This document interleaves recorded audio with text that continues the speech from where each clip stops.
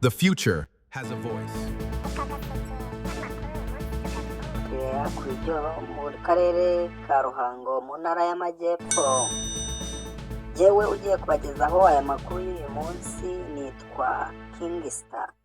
Nkaba ngiye kubabwira inkuru y'umusore wahuye n'uruva gusenya. Nimutega amatwi abageze aha bwa mbere kuri channel yacu ya AIVORA TV, mukore subscribe, like ndetse na share, ubundi mujye mukunda kugaruka kugira ngo tujye tubana no mu yandi makuru.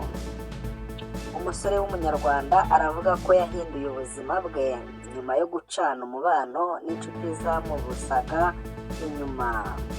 Mu kiganiro kihariye yagiranye na AIVORA TV, yavuze ko imyaka myinshi yabayeho yumva nta cyizere afite, ahubwo ahora yumva ko adafite agaciro.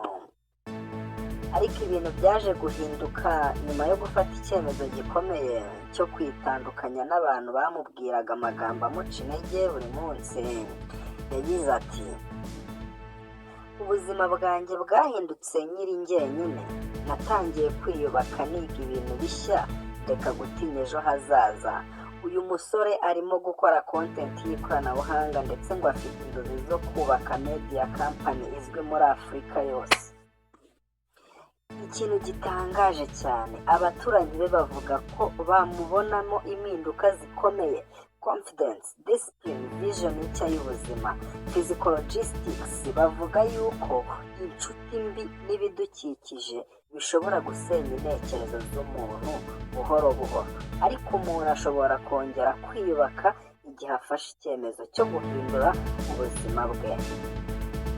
Ahangaha turi ni kuri AIVORA TV. Ahangaha tukaba tugeze aho bita i Kigali, reporting by AIVORA stories.